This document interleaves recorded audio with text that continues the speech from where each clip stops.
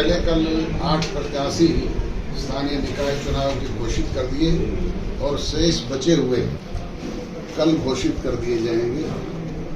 आज इसी सिलसिले में डवाली के कार्यकर्ताओं की मीटिंग बुलाई गई थी कि उनसे राय लेकर के सारे पार्षदों का भी और नगर परिषद के चेयरमैन का कैंडिडेट भी यहाँ का भी घोषित कर दिया। सर, जैसे भाजपा के साथ अपना गठबंधन था, आप कह रहे हैं अलग अलग लड़ा जाएगा इलेक्शन, तो सर इसके बारे में क्या? ये तो भारतीय जनता पार्टी से ही पूछे तो ज्यादा बेहतर है। हमने तो गठबंधन धर्म को ईमानदारी से निभाया।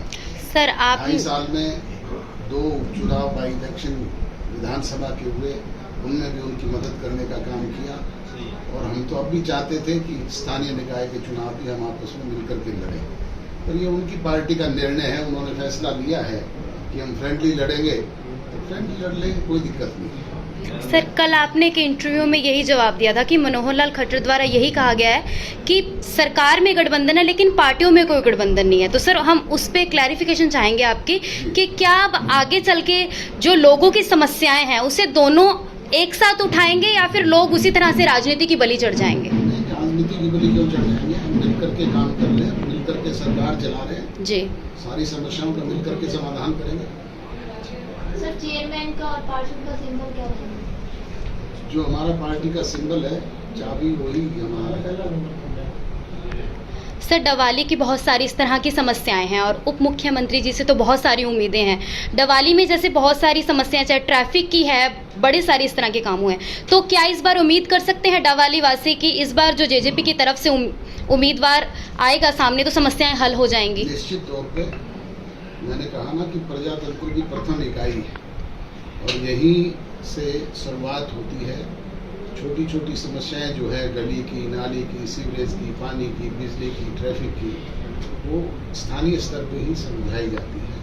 तो अच्छे लोग जब अच्छे प्रतिनिधि चुन करके आएंगे तो सब निश्चित तौर पर उनका समाधान करेंगे। सर, पार्टी की तरफ से कोई प्रधान पद का उम्मीदवार कोई घोषित किया हो? सर, मैंने कहा ना कि 8 तो घोषित कर दिए हैं और बाकी कल लिस्ट जारी है। सर, डवाली के लिए पूछ रहे हैं। सर, डवाली के लिए अभी साथियों से राय करने के लिए तो मीटिंग बुलाई है, अब सबसे पूछेंगे, राय करेंगे।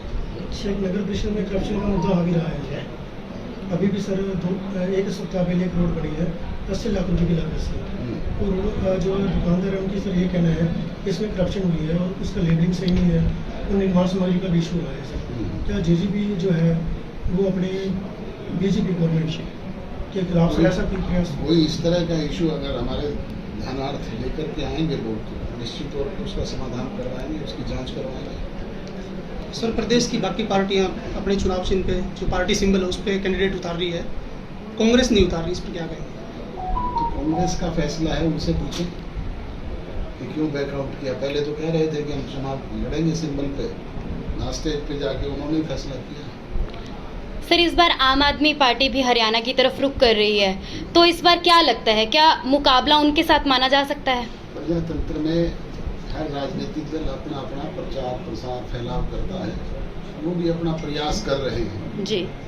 पंजाब का चुनाव जीतने के बाद उनके कार्यकर्ताओं में भी थोड़ा उत्साह आया है, परंतु अब तक पंजाब में जो प्रोमिसेस जनता से उन्होंने किए थे किसी को कोई अमली जामान नहीं पहनाया गया। महिलाओं को कहा गया था कि 1000 रुपये पर मंथ तुम्हें देंगे, और उसकी कोई चर्चा ही नहीं है। 300 यूनिट बिजली फ्री देने की बात की गई थी, अब तक कोई चर्चा ही नहीं है। और दूसरे बहुत सारे प्रोमिसेस किए गए थे पर धरातल पे वो जीरो है। सर, पंजाब में हालात भी ऐसे हैं कि लगातार घटनाएं हो रही है। सर, लॉ एंड ऑर्डर की स्थिति बिल्कुल खराब हो रही है। लॉ एंड ऑर्डर की स्थिति खराब होती जा रही है, डे बाई डे और ज्यादा अंदेशा है। कल सरेआम एक बस को भी हाईजैक करके लूट लिया गया है। सरेआम किसी को गोलियों से भुना जा रहा है। निरंतर इस तरह की घटनाएं हो रही है। सर, हालांकि पंजाब के सीएम बने ज्यादा दिन नहीं हुए, लोग अब से पहले ही उनके इस्तीफे की मांग करने लगे हैं। हालांकि केजरीवाल को भी मैं यही कह रहा हूँ ना कि झूठे प्रोमिसेस करके अगर कोई इस तरह की बात करेगा तो लोग तो कितने दिन बर्दाश्त करेंगे। सर, एक सर अभी आपने करप्शन की बात की, अगर कोई शिकायत आती तो कार्रवाई करें।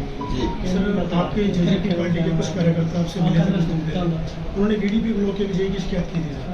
जी बीडीपी ब्लॉक के विजयी की शिकायत की थी पंचायती राज में कि उसने मतलब कि 15% कमीशन मांगे हैं। सर, उस पर आपने तुरंत फौरन एक्शन लेके देवेंद्र पब्लिक को कॉल की थी जी। सर, उस मामले में अभी तक कोई कार्रवाई नहीं हुई सर। नहीं, कार्रवाई उसकी इंक्वायरी हो रही है और कार्रवाई होगी। 4 बीडीपीओ पहले करप्शन के मामले में आपके ध्यान में है, सस्पेंड हुए हैं। इसी तरीके से जहाँ कहीं भी हुई है, चाहे वो भिवानी नगर पालिका में हुई है, चाहे वो करनाल में हुई है, वो लोग आज जेल की सलाखों के पीछे हैं। सर नशे ने जो है बहुत ग्रस्त किया है हरियाणा को, और लगातार इस तरह की वारदातें सामने आ रही हैं कि नशा करते हुए जो युवा पीढ़ी, अभी तक तो बहुत सारे डवाली में भी इस तरह के केस सामने हैं, तो किस तरह से लगाम लगाई जाएगी? और उप मुख्यमंत्री से तो बहुत ही लोग जो हैं वो इस बात की उम्मीद बहुत कर रहे हैं। बड़ी एक बुराई है, वो सामाजिक बुराई है। इसमें कोई एक अकेला और सरकार इसमें कुछ नहीं कर सकती। सामाजिक स्तर पे हम सबको मिलकर के इसके लिए प्रयास करने चाहिए, और करेंगे तो कोई उसके परिणाम सार्थक निकल सकते हैं। आज बहुत सारे युवा नशे की चपेट में आकर के यंग एज में दम तोड़ रहे हैं। अनेक घटनाएं सिरसा जिला में हुई है। परसों भी सिरसा में एक इस तरह की डेड बॉडी पड़ी मिली जो 6-7 दिन से बड़ी चल रही थी। जी। वो भी नशे का नशेड़ी था। तो सामाजिक बुराई है, हम सबको मिलकर के इसके लिए प्रयास करना चाहिए। सर जब जो नैना सिंह चौटाला जी विधायक थे तो उन्होंने पुलिस जिला की मांग उठाई थी सबसे पहले, जी। तो सर अब तो अपनी सरकार है गठबंधन की, तो क्या डाबली को पुलिस जिला बनाया जा सकता है? अब ये तो सरकार के लेवल पे फैसला होना है, सरकार ने निर्णय करना है। सर अब तो आपका व्यक्तिगत नहीं, मैं तो इस बात का पक्षधर नहीं हूँ